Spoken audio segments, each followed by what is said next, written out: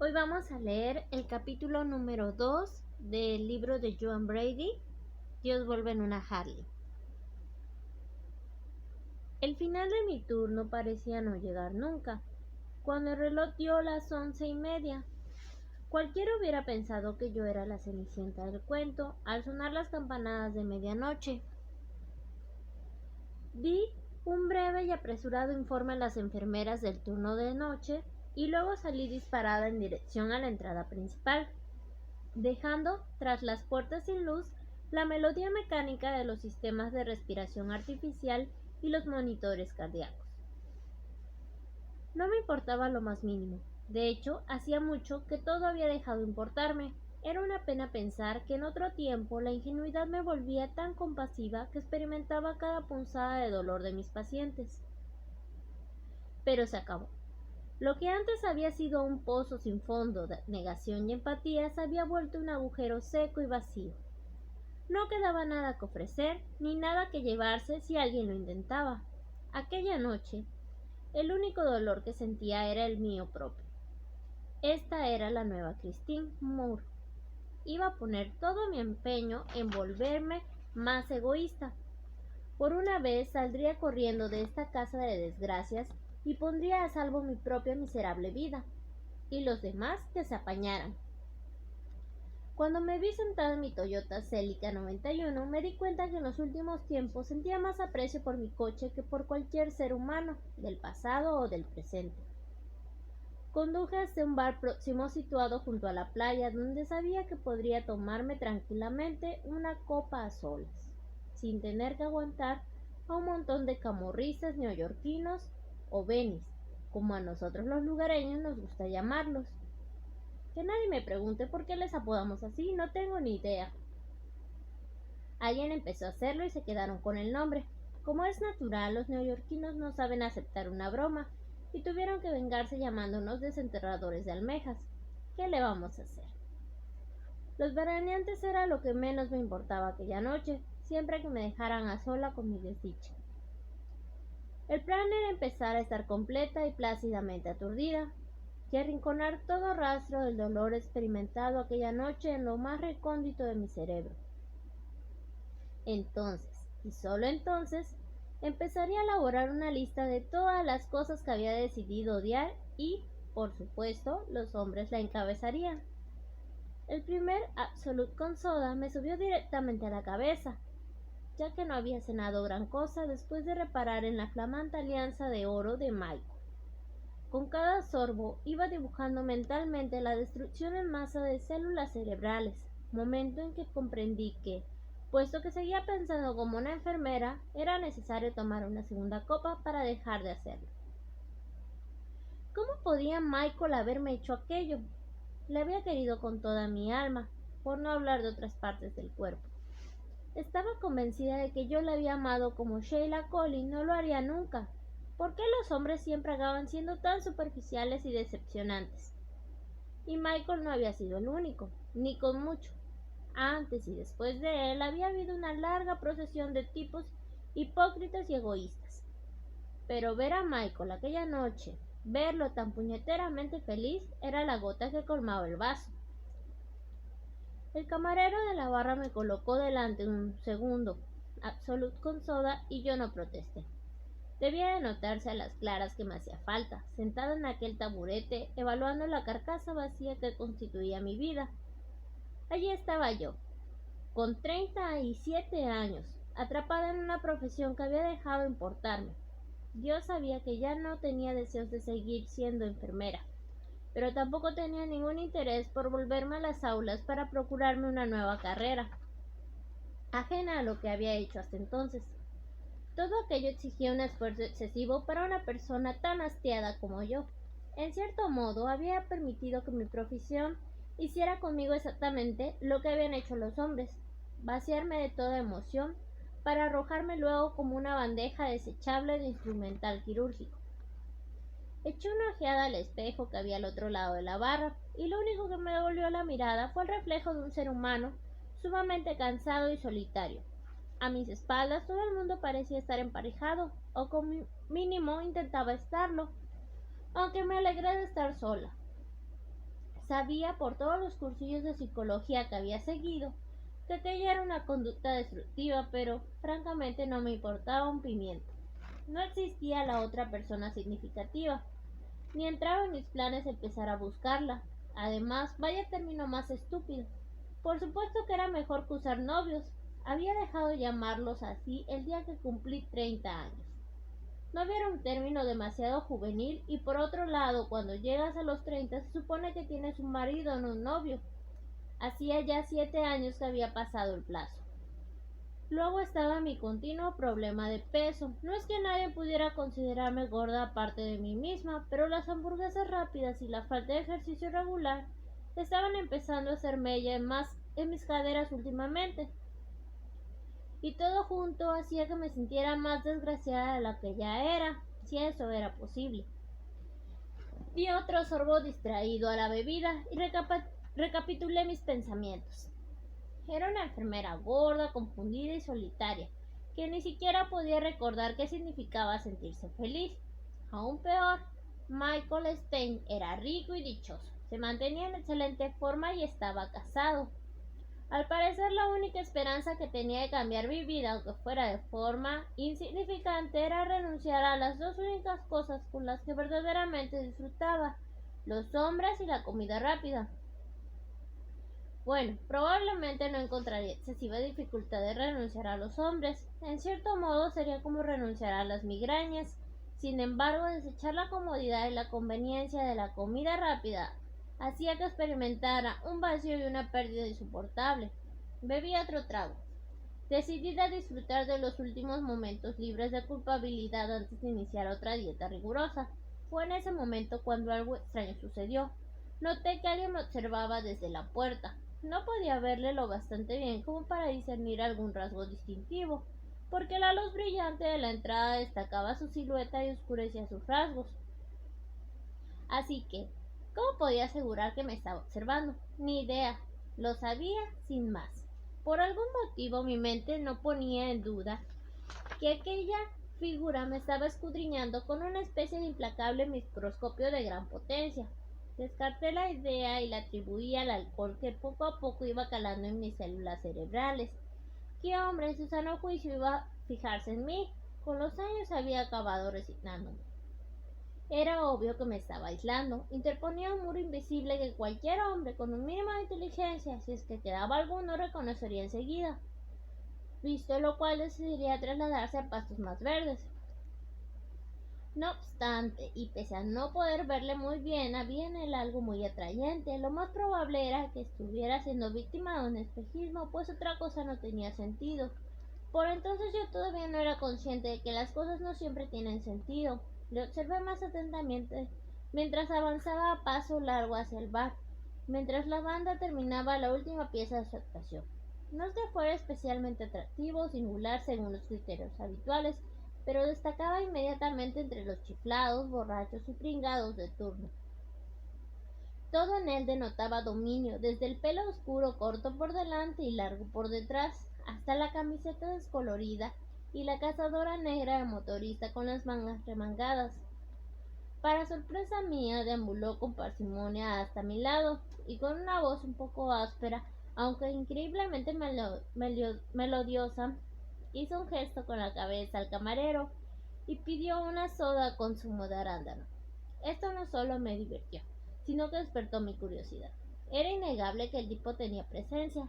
En contra de mis principios, mi mirada fue a parar a su grácil mano y observé el áspero vello negro y las venas prominentes y gruesas. ¿Qué voy a hacerlo? No puedo dejar de ser enfermera, ni siquiera después de tomar unas cuantas copas con el estómago vacío. Observé cómo soltaba un billete de $10 sobre la barra y tampoco se me escapó la desnudez de su dedo anular. Cuando llegó la virginal bebida que había pedido, hubiese jurado que me guiñó un ojo antes de inclinar el vaso empapado hacia sus labios sinuosos. Sostuve el vaso medio lleno delante de él y se fue tranquilamente hacia el lugar que ocupaba la banda, al parecer indiferente al hecho de que había dejado el cambio de $7.50 sobre la barra. Daba la impresión de estar seguro de que nadie iba a invadir el territorio ocupado por él. Nadie se atrevería. Desprendía una aura fascinante.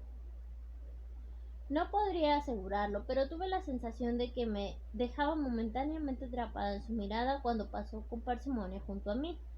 Yo no estaba de humor para soportar egos masculinos ni coquetos ocasionales, así que desvié la mirada hacia el otro lado. Conocía demasiado bien a los de su clase y no estaba en absoluto interesada. Me inspiraba cierta curiosidad, pero en modo alguno interés. No era difícil adivinar que era como la mayoría de los hombres que se mueven a sus anchas por los bares, inmutables, dueños de sí mismos, fríos, en fin, el tipo de hombre del que siempre acababa enamorándome. Con el tiempo he aprendido que soy una diabética emocional y que los hombres para mí son como barritas de chocolate, dulces al principio y nocivas al final. Pues no, mi corazón no había pasado por la trituradora en vano, al menos había aprendido un par de cosas. No obstante, me sentí intrigada al observar cómo saludaba con desenfado a los miembros de la banda y me percaté de la reacción de reconocimiento y deleite en los ojos de los músicos cuando repararon en su presencia.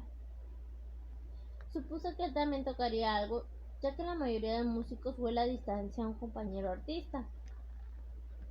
Después de aquello hizo un esfuerzo deliberado por no prestarle más atención y en su lugar me concentré en la copa que tenía delante, que para mi sorpresa estaba casi acabada. No recordaba haberla apurado, pero debía de haberlo hecho. Aunque tuve la tentación de pedir una tercera, me lo parecía mejor. Al igual que con los hombres, todo lo que no sea con moderación hace que la mañana siguiente me arrepienta. Parecía claro que había llegado la hora de marcharse. Recogí el bolso, dejé una propina generosa sobre la barra y me encaminé hacia la puerta, contenta de saber que acababa de prevenir otro desengaño sentimental. Salir de la atmósfera refrescante y acondicionada local a la bochornosa y pegajosa noche de verano era como entrar en un sauna. Los Bennis dirían que el calor era agobiante, pero los desenterradores de almejas como yo soñábamos con noches como esas todo el invierno. La brumosa y grávida luna estival me incitó a cruzar la calle hasta la playa. Siempre me ha encantado observar las olas perezosas del océano fluir y refluir y filtrarse en la arena. Pensé en los Bennis que solo saben ir a la playa en tropel durante las horas de sol, cargados de incontables cadenas de oro, crema de protección solar, maquillaje de 1 pulgada de espesor y atronadores estéreos portátiles. Solo los desenterradores de almejas comprendemos que precisamente es por la noche cuando la playa está más hermosa, cuando la luna ilumina las blancas palomillas rodantes y la marea susurra 1000 palabras tiernas a cualquiera que tenga ganas de escuchar. La temprana ola de calor estival había sacado el paseo entarimado a un número sorprendente de gente por lo general sedentaria, que esperaba encontrar cierto alivio al calor sofocante. Hablaban en un tono dulcificado, nocturno, mientras paseaban por el entablado desgastado por la climatología, y anhelaban desesperadamente la más mínima insinuación de brisa fresca que viniera del océano. Sus voces tranquilizadoras arrullaron mis pensamientos hasta hacerlos desembocar en ideas más serenas. ¿Cómo había llegado a sentirme tan insatisfecha de mi vida y de cómo había transcurrido mi vida? ¿Por qué no podía encontrar soluciones a los problemas que me impedían una vida dichosa? Sea ciencia cierta que como mínimo soy una persona bastante inteligente y he conocido gente estúpida que es mucho más feliz que yo. ¿Por qué no podía hallar una manera de llenar el vacío de mi existencia? Caminé por el paseo del todo ensimismada y perdí de mis pensamientos, ajena por completo al prodigio y al misterio que me aguardaban. Tampoco me percaté de una madera suelta que sobresalía del entablado. Tropecé con ella y salí volando por la oscuridad. Me di en la cabeza contra la baranda del frío metal y aterricé de rodillas en lo alto de las escaleras que descendían hasta la arena. Escudriñé la oscura playa en un intento de reorientarme tras la caída y creí advertir una forma singular en medio de la playa. Debía de haberme golpeado la cabeza con más fuerza de lo que pensaba, porque hubiera jurado que había visto un hombre sentado en una motocicleta, aunque sabía que aquello era bastante improbable. Ningún motorista que se preciara serlo se hubiera arriesgado bajo ningún concepto a que su moto se llenara de arena. Así que me convencí de que sufrió un principio de traumatismo craneal. Cerré los ojos con fuerza antes de volver a mirar. Era cierto, un poco más allá del paseo había un hombre sentado en una moto sobre la fina arena de la playa. A medida que ganaba visibilidad, me di cuenta de que no estaba acomodado en lo alto de una motocicleta cualquiera, sino de una Harley Davidson. Las nítidas y poderosas líneas de la moto formaban un conjunto armonioso con las nítidas y poderosas líneas de la forma humana, como si fueran una misma cosa, y por lo que yo había oído de los motoristas y sus Harleys, eran una misma cosa.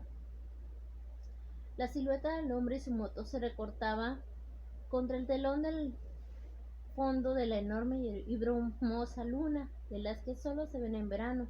La luna hacía lo que podía para iluminarle, pero no brillaba lo suficiente como para permitirme distinguir algunos detalles sutiles como el color de los ojos o la textura de la piel. Lo único que podía percibir era el perfil tosco típico de la clase de hombres que esperas encontrar sobre una Harley. De cualquier modo, algo en él me llamó la atención. Quizá fuera el gesto de su mentón, que emanaba amabilidad en vez de arrogancia, o la delicada curva de los altos pómulos que le daban un toque de hermosura.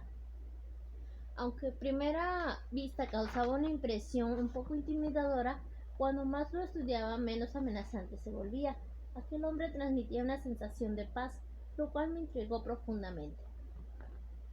Me apresuré a recordarme lo que había decidido sobre los hombres apenas 20 minutos antes, en aquel bar al otro lado de la calle, y me reprendí cumplidamente a mí misma. Ya estoy otra vez, pensé demasiado romántico para mi propio provecho, siempre concediendo demasiado crédito a los hombres antes de que hagan algo para merecerlo. No aprenderé nunca.